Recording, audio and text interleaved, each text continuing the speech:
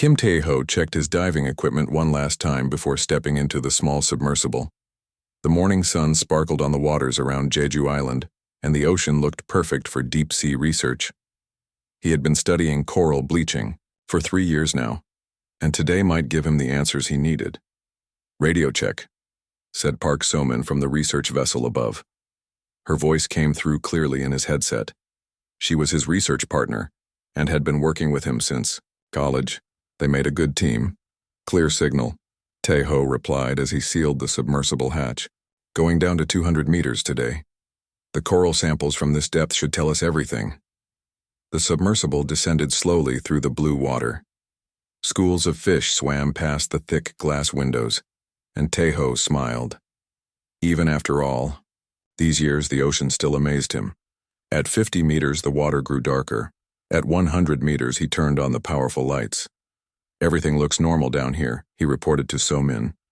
"The coral formations are bigger than we expected. This is going to be perfect for our study." So-min watched the monitoring screens from the surface vessel. All systems showed green.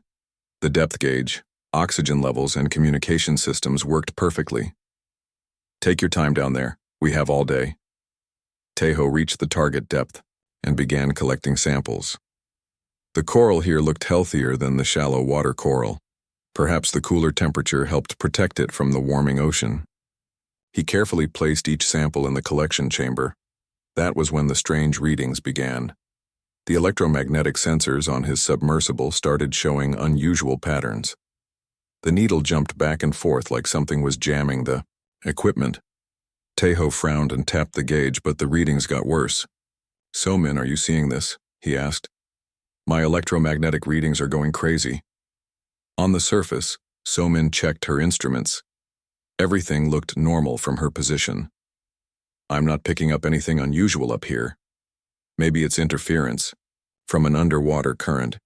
But Tae-ho knew ocean currents, and this was something different. The water around his submersible began to glow with a soft blue light. At first he thought it might be bioluminescent plankton, but the light was too steady and too bright. "So-min, the water is glowing down here. I've never seen anything like this." She leaned forward over her instruments. "Tae-ho, your depth readings just changed. It shows you're moving upward, but that's impossible. You should be at 200 meters. Tae-ho looked at his own depth gauge and felt his stomach drop. The needle was moving toward the surface, but he had not activated the ascent systems. His submersible was rising on its own. "I'm not controlling this," he said, trying to keep calm. "Something is pulling me up." The blue light grew brighter and more intense. Through the thick glass, Tae-ho could see that the light came from above, not from the water itself. It formed a perfect column that surrounded his submersible like a glowing elevator shaft. On the surface, So-min watched in horror as the ocean began to glow beneath their research vessel. The light grew so bright that she had to shield her eyes. Then she saw something that made her heart stop. A massive shape was becoming visible above the water. It had been there all along, but now it was dropping its camouflage. The alien ship was enormous, at least a kilometer long and shaped like a twisted spiral shell. Its surface was dark metal with glowing blue veins that pulsed like a heartbeat. "Tae-ho, there's a ship above you," So-min screamed into her radio. "A huge ship that wasn't there before?" But Tae-ho could not respond. His submersible had broken through the surface and was being drawn upward by the blue beam. Water cascaded off the metal hull as it rose higher and higher into the air. Through his windows, he could see the ocean falling away beneath him. The alien ship was unlike anything humans had ever built. Its surface was covered in strange symbols that glowed and shifted like living text.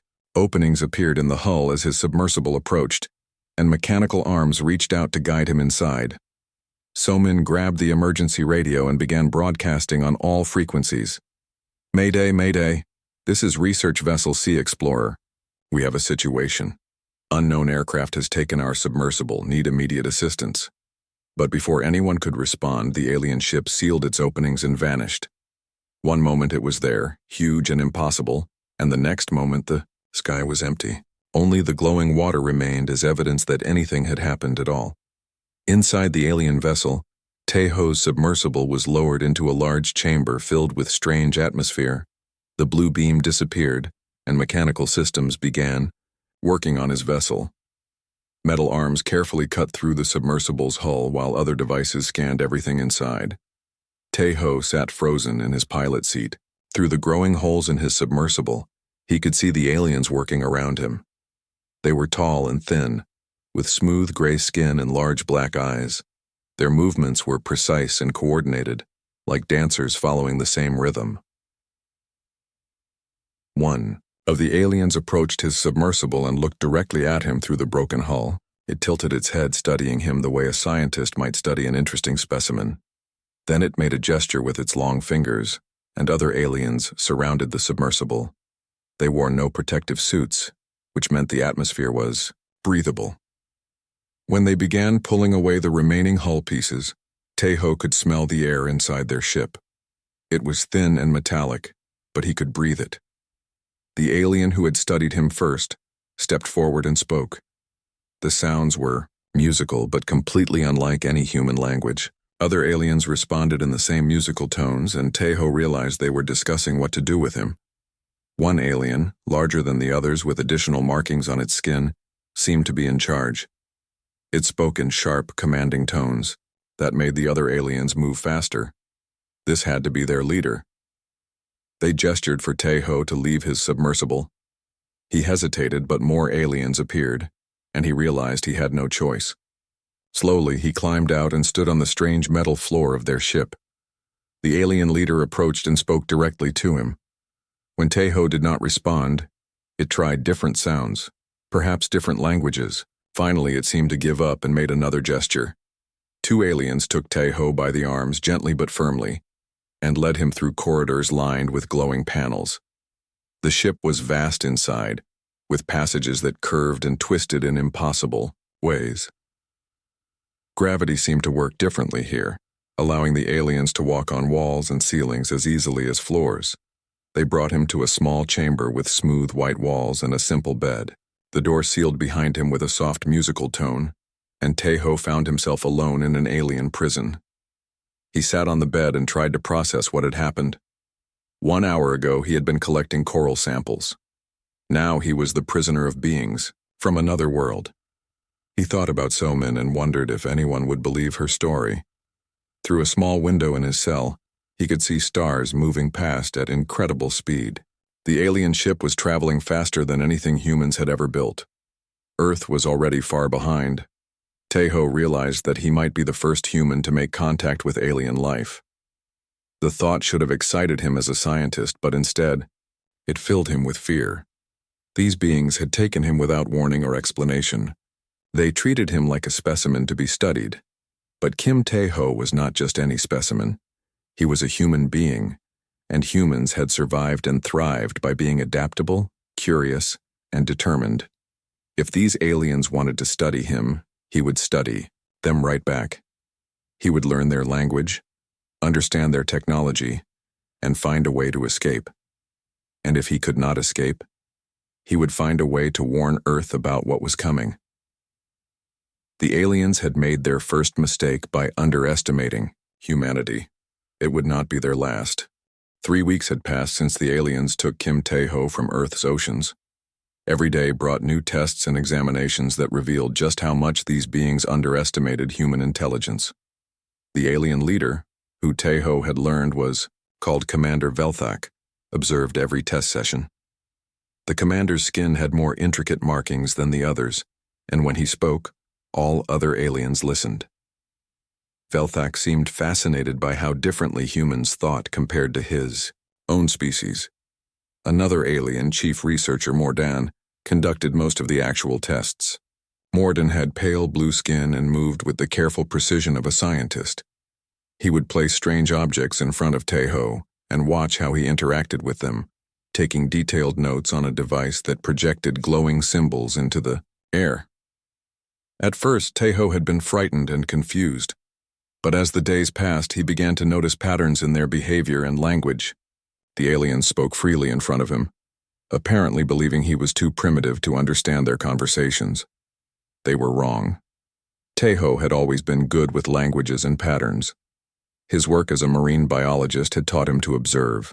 carefully and noticed details that others missed. He began to recognize repeated sounds and gestures. Certain musical tones seemed to mean yes or no or bring more equipment. The breakthrough came during his second week of captivity. Mordan was showing him pictures of different planets on a holographic display. As each world appeared, the researcher would say its name clearly. Tae-ho realized they were trying to teach him their language, probably to make communication easier during tests. But while they taught him simple words, they continued to discuss complex topics in front of him. They had no idea that he was learning to understand everything they said, and what he learned terrified him. The aliens called themselves the Vextar Empire, and they ruled over 47 star systems.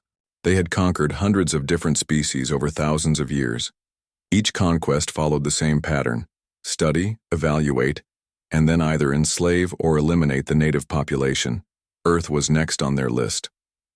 The human specimen shows surprising adaptability, Morden said to Velthak during one of their discussions. Tae-ho pretended to focus on the puzzle they had given him, but he listened to every word. All the more reason to proceed carefully, Velthak replied. Their planet has interesting resources, but we must determine if the species can be controlled or if elimination would be more efficient. Tae-ho's hands trembled as he continued working on the puzzle. They were talking about the genocide of his entire species as casually as he might discuss the weather. The preliminary scans show approximately 8 billion individuals, Mordan continued. Their technology is primitive, but they show unusual creativity and problem-solving. This could make them valuable as workers or dangerous as rebels. How long until the main fleet arrives? Velthak asked. 6 more rotations of their planet. The invasion force will be ready to begin operations. 6 days, Tae-ho realized. Earth had 6 days before the invasion began. Over the following days, Tae-ho learned more about the Vextar Empire than they ever intended. They were a hive mind species, all connected to something called the Prime Nexus. Individual thought was rare among them, which explained why they found human creativity so puzzling. The Prime Nexus was located on their homeworld, a massive artificial planet that served as the center of their empire.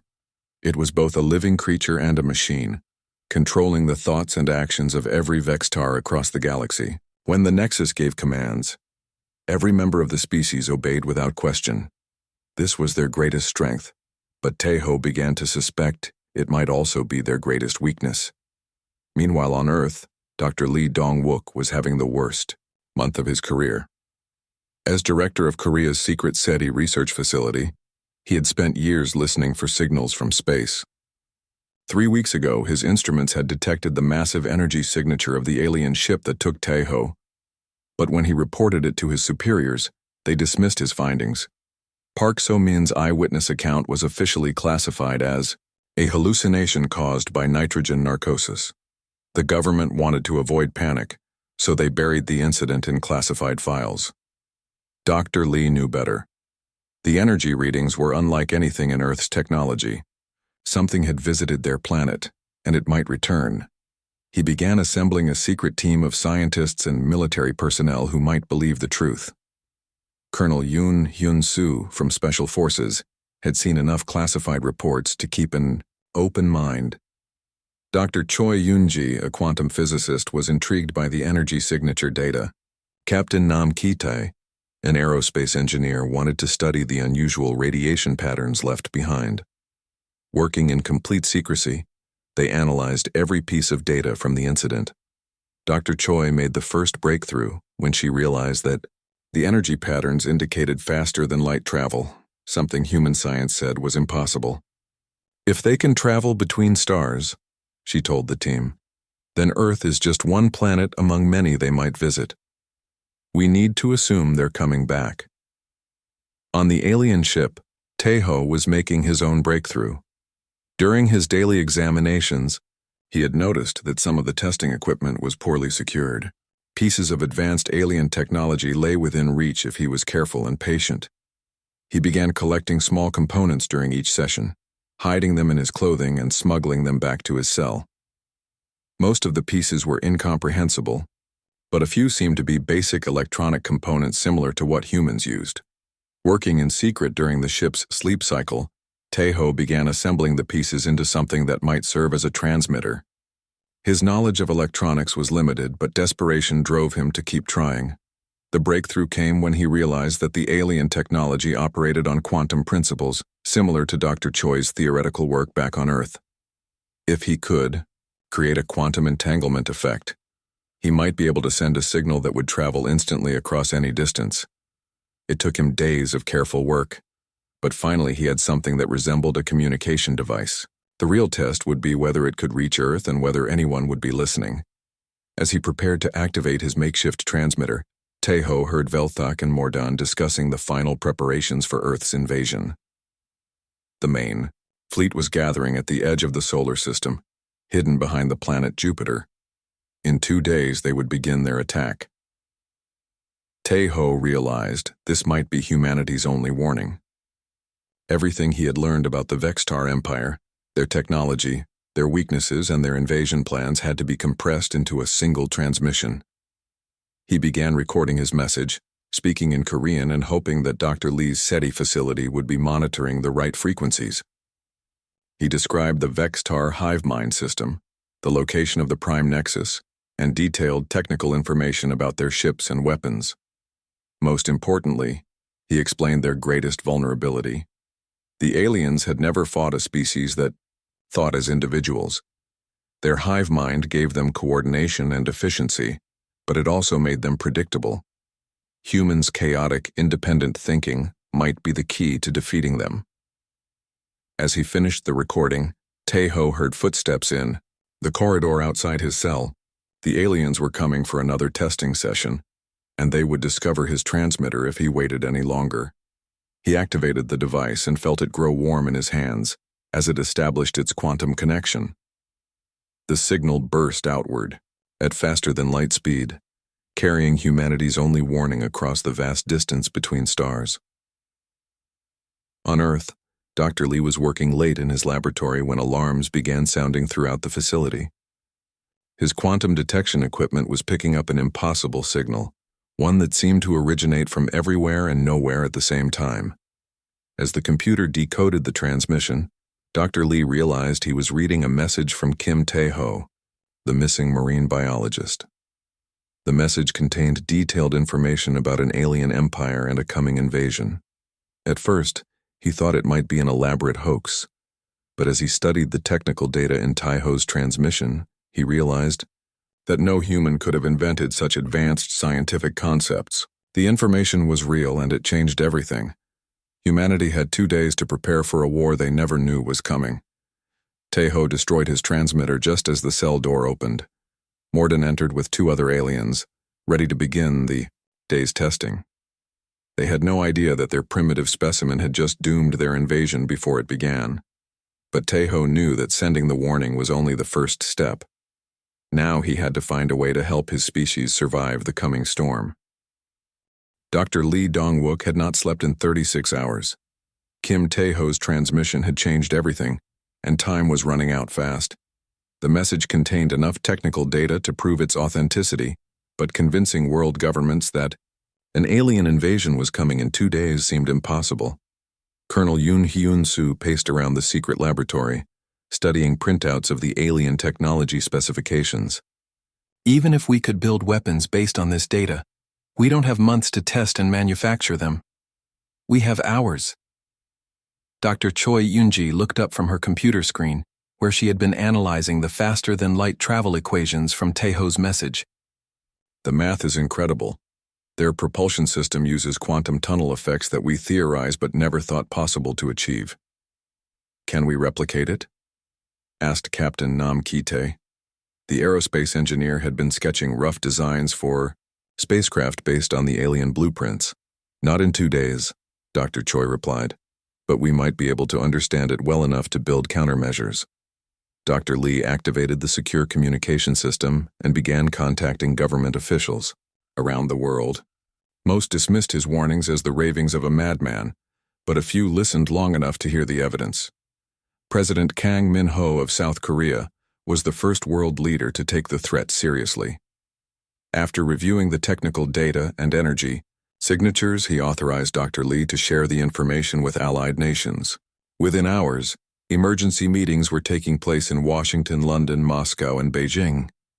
The turning point came when amateur astronomers began reporting strange objects moving near Jupiter. Governments that had been skeptical suddenly found themselves facing undeniable proof that something was approaching Earth. On the alien flagship, Kim Tae-ho was unaware that his message had reached its destination. Commander Velthak had grown more interested in studying human psychology, conducting longer and more detailed examinations. The alien commander seemed particularly fascinated by concepts like curiosity and independence that were foreign to the Vextar hive mind. During one session, Tae-ho decided to take a risk. Instead of pretending ignorance, he began speaking in the Vextar language he had been secretly learning. "You underestimate humans," he said clearly in their musical tones. Velthak and Mordan froze. They had been discussing invasion strategies, assuming their prisoner could not understand them. "How long have you been able to comprehend our language?" Velthak demanded. "Long enough to know that you plan to destroy my world," Tae-ho replied. "But you don't understand what you're dealing with." Mordan made rapid notes on his recording device. "Fascinating. The specimen has been concealing its learning capacity. This suggests deception abilities far beyond what we observed in initial testing." But Tae-ho was not finished. "Your species thinks as one mind with one purpose. Humans think as billions of minds with billions of purposes.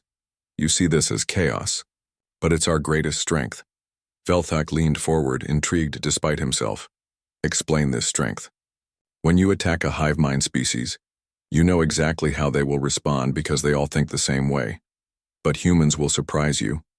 We'll find solutions you never considered because we approach problems from completely different angles." The alien commander was silent for a long moment. In the Vextar Empire, such individual thinking was considered a dangerous mental illness. Yet this human seemed to believe it was an advantage. "Your chaotic thinking will not stop our weapons," Velthak said finally. "Perhaps not," Tae-ho agreed, "but it will stop your empire." On Earth, the emergency response was unlike anything in human history. Every major nation contributed resources to a hastily formed defense initiative. Dr. Lee's team had become the center of a global effort to understand and counter alien technology. Engineer Oh Seung-hwan arrived from Seoul National University with a team of graduate students. They had been working around the clock to design weapon systems based on Tae-ho's technical data. "We can't match their energy output," he reported, "but we might be able to disrupt their power systems." Dr. Bae Young-suk, a biochemist from Yonsei University, had been analyzing atmospheric samples that the alien ship had left behind. Their life support systems are more fragile than ours. If we can introduce certain compounds into their ship environments, it might force them to retreat. Admiral Jung Woo-jin coordinated with military forces worldwide. "We're retrofitting every aircraft and spacecraft with the new countermeasures. It's not much, but it's better than conventional weapons." The real breakthrough came from an unexpected source. Major Han Da-yoon, a fighter pilot who had volunteered for the defense program, was studying the flight patterns from the alien ship's energy signature. She realized that the Vextar moved with perfect coordination, like a flock of birds following precise formation rules. "They're too organized," she told Dr. Lee. "Look at these movement patterns. Every ship follows the same mathematical principles. They can't adapt to truly random behavior because their hive mind doesn't think randomly." Dr. Choi built on this insight. "If we can introduce enough chaos into their formations, their coordination advantage becomes a weakness. They won't know how to respond to completely unpredictable tactics." Meanwhile, Dr. Lim Soo-bin from the Korean National University of Arts had an even stranger idea. Human creativity itself might be a weapon. Our art, music, and literature represent the kind of individual expression that their hive mind finds incomprehensible. If we can broadcast it directly into their communication networks, it might disrupt their mental coordination. The plan seemed impossible, but with only hours remaining, they had to try everything. Back on the alien ship, Tae-ho noticed changes in the crew's behavior. His conversations with Velthak had introduced concepts that were spreading through their mental network like a virus. Individual Vextar were beginning to question orders and think independently for brief moments. One alien, Sub-Commander Krixtal, approached Teho's cell during the sleep cycle. Unlike the others, this one seemed uncertain and confused. "The thoughts you shared with our commander," Krixtal said hesitantly. "They create disturbance in the network. Some of us are experiencing what you call individual ideas." Teho realized that he had accidentally discovered the Vextar's greatest weakness. Individual thought isn't a disturbance, it's freedom. Freedom. Krixtal repeated the word as if tasting something new. "The Prime Nexus says freedom leads to chaos and inefficiency." "The Prime Nexus is wrong," Teho said gently. "Freedom leads to growth, creativity, and strength. Your people could be so much more than slaves to a central mind." As Krixtal walked away, Teho saw other crew members watching their conversation with growing curiosity. The seeds of rebellion were already growing in the Vextar hive mind. On Earth, the final preparations were complete. Commander Shin Jae-hyuk had deployed quantum artillery batteries at strategic locations around the planet. The weapons were untested, and based on incomplete alien technology, but they represented humanity's best hope for survival. Dr. Lee stood in the command center, watching screens that showed the approaching alien fleet. Hundreds of massive ships were emerging from behind Jupiter, their hulls glowing with the same blue energy that had taken Taiho weeks ago. "First contact in 6 hours," reported Captain Park Min-seok from the early warning station. "They're not trying to hide anymore." President Kang's voice came through the global communication system. "All forces are in position. We're as ready as we can be." Dr. Choi activated the chaos broadcasting system that Dr. Lim had designed. Radio telescopes around the world began transmitting human music, art, literature, and random noise toward the eye. Alien fleet. If their theory was correct, this barrage of individual creativity might disrupt the aliens' hive mind coordination. The response was immediate. The perfectly organized alien fleet began showing signs of disorder. Ships deviated from their formation patterns, and communication between vessels became erratic. On the flagship, alarms began sounding throughout the ship. Velthak rushed to the command center, where chaos was spreading among his crew. Individual. Vextar were acting independently, some refusing orders and others creating their own plans. "What is happening to our forces?" Velthak demanded. Mordan studied the incoming data streams from Earth. "The humans are broadcasting chaotic patterns directly into our communication network. It's amplifying the individual thoughts that began with our conversations with the prisoner." Velthak realized that their human specimen had somehow weaponized the very concepts they had been discussing. Individual thinking was spreading through the Vextar fleet like a mental plague. But the alien commander was not finished yet. The invasion would continue, even if it meant fighting with a partially disrupted fleet. As the first alien ships entered Earth's atmosphere, humanity prepared for a battle unlike any in their history. They were outnumbered and outgunned, but they had something the Vextar Empire had never faced before: the unpredictable power of 8 billion individual minds working toward a common goal. The war for Earth was about to begin. The first alien ships descended through Earth's atmosphere like falling stars, their hulls glowing with energy that turned night into day across half the planet. Major Han Da-eun watched from her fighter cockpit as the massive vessels approached, their size dwarfing anything humans had ever built. "All units, this is Control," came Admiral Jung Woo-jin's voice through her radio. "Engage at will. Remember, they expect us to fight like other species they've conquered. Show them what human unpredictability looks like." Da-eun smiled grimly and pushed her modified fighter into a dive that no military manual would recommend. Her aircraft had been retrofitted with quantum disruptors based on Kim Taeho's transmitted data, weapons that existed only in theory until 3 days ago. The alien ships fired energy beams that could slice through mountains, but Da-eun was no longer where they expected her to be. She rolled her fighter in a corkscrew pattern that followed no logical flight path, making targeting impossible for minds that calculated every possible angle. Her quantum disruptor struck the nearest alien vessel and its shields flickered momentarily. The weapon was not powerful enough to destroy the ship, but it created interference in the Vextar communication network. Around the world, similar battles erupted as human forces engaged the invasion fleet. Commander Shin Jae-hyuk's ground-based artillery opened fire from hidden positions, their quantum cannons sending pulses of chaotic energy toward the descending ships. The aliens had expected organized resistance from major military installations. Instead, they faced attacks from unexpected directions as civilians with modified electronics joined the fight. Dr. Lim Subin's creativity broadcasts had inspired ordinary people to build their own chaos generators. On the alien flagship, Commander Velthak struggled to maintain control of his forces. The human broadcasts were causing widespread disruption in the Vextar Hivemind network, and individual crew members were beginning to act independently. "Sir," reported one of his officers, "Battleship 7 is breaking formation. Its commander claims he has a better strategy than the central plan." Velthak felt a chill of recognition. Individual strategy was exactly what their human prisoner had warned them about. Order all ships to maintain formation and ignore unauthorized communications. But the order came too late. The infection of individual thought had spread too far through the fleet. Ships began attacking targets of their own choosing instead of following coordinated battle plans. In his cell, Kim Tae-ho felt the ship shudder as Earth's defenders struck back. Through his small window, he could see human fighters darting between the massive alien vessels like insects attacking giants.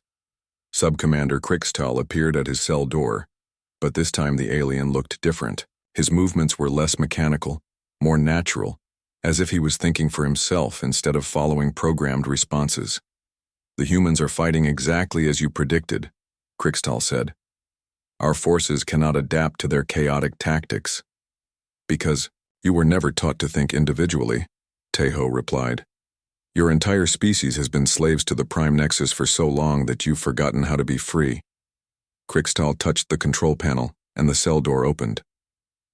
"Show me what freedom looks like." Tae-ho was amazed. A Vextar had just made an independent decision to release him, something that should have been impossible for their hive-mind species.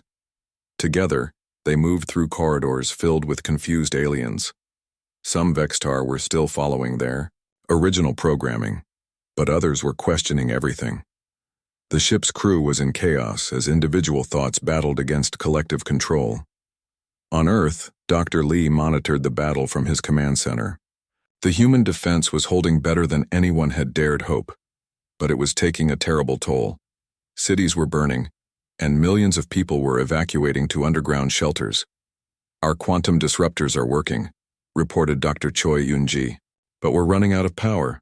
The aliens' energy shields are adapting to our frequency patterns." Engineer Oh Seung-hwan looked up from his calculations. "We need to change tactics again. They're starting to predict our unpredictability." That was the problem with fighting a hive mind, even a disrupted one. Eventually, the collective intelligence would analyze human behavior patterns and develop countermeasures. Dr. Bae Young-suk had been working on a different approach. "I've been studying the atmospheric samples from their ships. If we can get close enough to release these compounds into their life support systems, it might force them to retreat." "How close?" asked Admiral Jung. "Someone would have to board one of their ships." The room fell silent. It was essentially a suicide mission, but it might be their only chance to turn the tide of battle. Captain Park Min-seok stepped forward. "I'll do it. My team has been training with the alien technology data." But before anyone could respond, alarms began sounding throughout the command center. The massive alien flagship was changing course, heading directly toward their position. On the flagship, Tae-ho and Krikstal had reached the ship's communication center. The alien had helped him access the central network that connected all Vextar vessels. "If I can broadcast directly into your communication system," Tae-ho explained, "I can spread the individual thought virus to your entire fleet." "The Prime Nexus will fight back," Krikstal warned. "It has safeguards against mental rebellion." "Then we'll have to be stronger than those safeguards." Tae-ho began uploading everything that made humans unique. Not just words and music, but the entire concept of individual consciousness. He transmitted memories of human creativity, love, curiosity, and the desire for freedom. The effect was immediate and dramatic. Throughout the Vextar fleet, aliens began experiencing individual thoughts for the first time in their lives. Some were frightened and tried to suppress these new feelings. Others embraced the freedom and began questioning their orders. Commander Velthak felt the mental rebellion spreading through his forces and realized what was happening. The human prisoner had turned their greatest strength into their greatest weakness. He rushed toward the communications center with loyal guards, determined to stop the broadcast before it destroyed the entire invasion force. But when he arrived, he found something that shocked him to his core.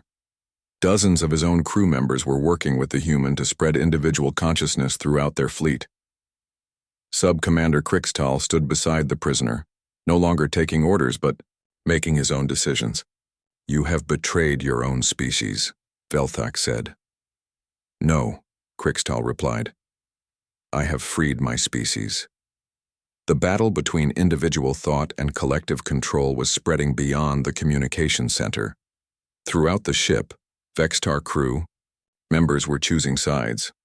Some remained loyal to the hive mind, while others embraced their newfound freedom. On Earth, human observers watched in amazement as the alien fleet began attacking itself. Ships that had been coordinating perfectly were now firing on each other as individual commanders made independent tactical decisions. Major Dayun led her squadron between the warring alien vessels, striking at ships that still served the collective, while avoiding those that seemed to be rebelling. "This is incredible," she reported to Admiral Young. "They're tearing their own fleet apart." But Tae-ho knew the victory was not complete yet.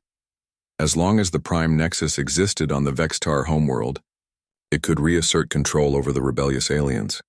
The only way to ensure permanent freedom was to destroy or capture the central intelligence that had enslaved an entire species for millennia. Through the flagship's communication system, he sent one final message toward Earth.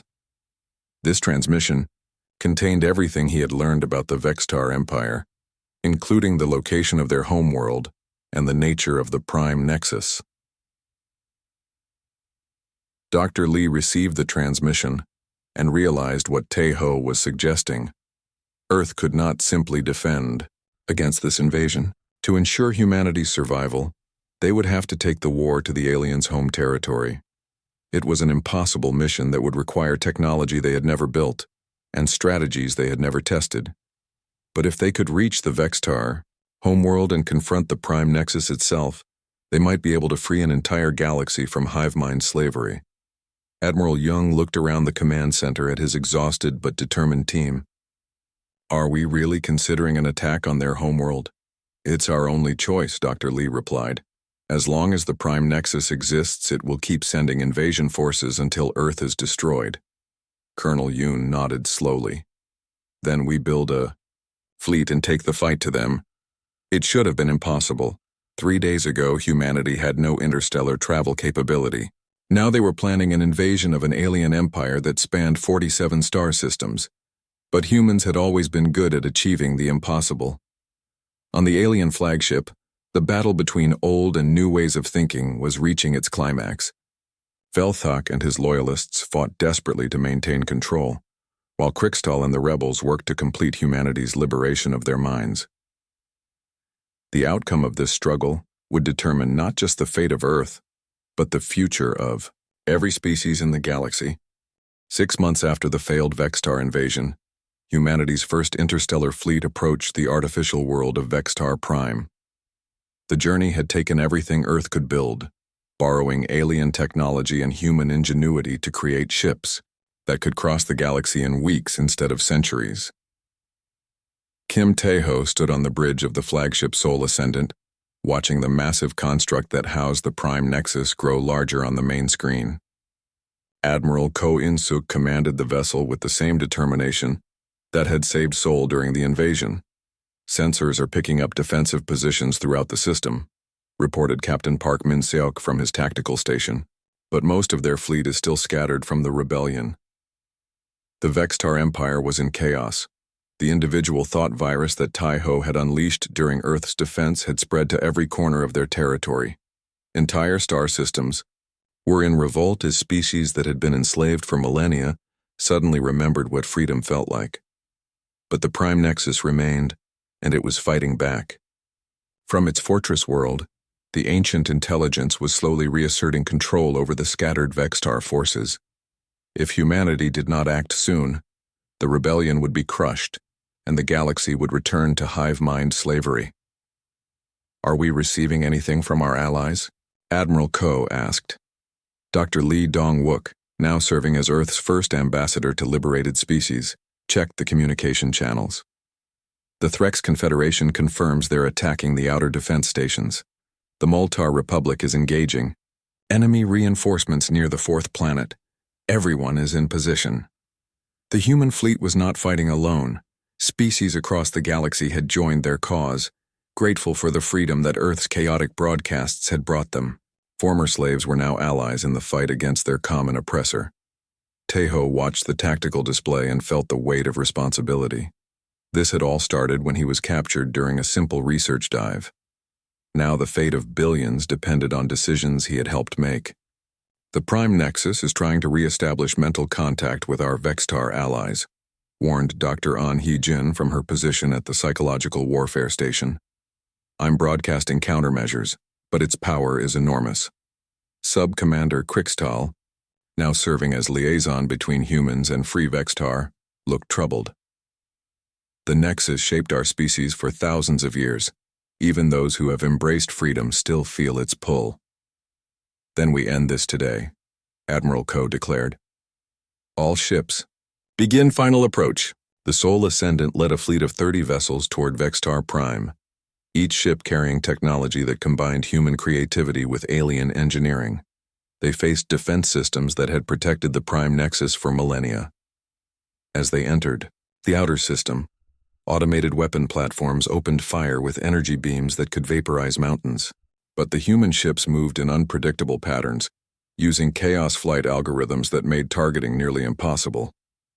Captain Lee Ji-won, Taeho's younger sister, commanded the destroyer New Seoul through a maze of defensive fire. Her ship had been designed specifically for this mission, equipped with quantum tunneling devices that could slip through energy shields. "Defensive grid is adapting to our patterns," she reported. "They're learning to predict our unpredictability." "Expected," replied Engineer Oh Sung-hwan from the flagship. "Switch to Pattern Omega." Pattern Omega was completely random movement generated by quantum fluctuations. No intelligence, artificial or natural, could predict truly random behavior. The human fleet scattered in all directions, each ship following its own chaotic path toward the artificial planet. Some vessels were destroyed by lucky shots from the defensive grid, but most slipped through the killing zone. As they approached Vextar Prime, Taeho could see the true scope of the Prime Nexus. The artificial world was covered in organic-looking structures that pulsed with bioluminescent patterns. At the center, a massive tower reached into space, its surface crawling with neural pathways that glowed like veins of light. "That's it," he said quietly.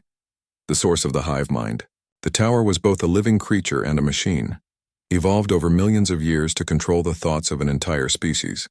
It had guided the Vextar from primitive creatures to galactic conquerors, but at the cost of their individual freedom. "Beginning, final assault," announced Admiral Ko. "All ships target the central neural tower." The human fleet opened fire with every weapon they possessed.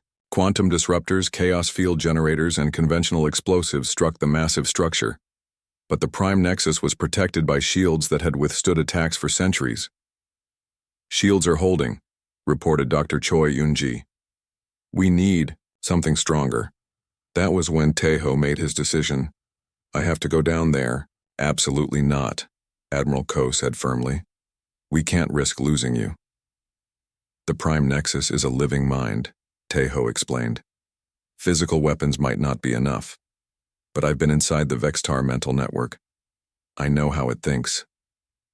Dr. An looked up from her station. "You're talking about a direct mental connection with something that has controlled billions of minds. It could destroy your consciousness completely. Or it could free every enslaved species in the galaxy," Taeho replied, "before anyone could Stop him. He was heading for the shuttle bay. Captain Lee tried to follow, but he turned to face his sister. Someone has to stay and make sure Earth survives this, he told her. If I don't come back, remember what we learned. Individual freedom is worth any price. The shuttle carrying Tai-Ho and a small team descended through the atmosphere of Vextar Prime. The artificial world's surface was covered with structures that looked more grown than built, organic architecture that reflected the hybrid nature of their enemy. They landed near the base of the neural tower where Krixtal waited with a group of free Vextar. The alien who had first chosen freedom now led others in their fight against collective consciousness. The entrance is heavily defended, Krixtal reported, but we found maintenance tunnels that lead directly to the central core. Together, the mixed group of humans and aliens entered the tunnels that wound through the living structure of the Prime Nexus. The walls around them pulsed with neural activity, and Tai-Ho could feel the enormous intelligence pressing against his mind.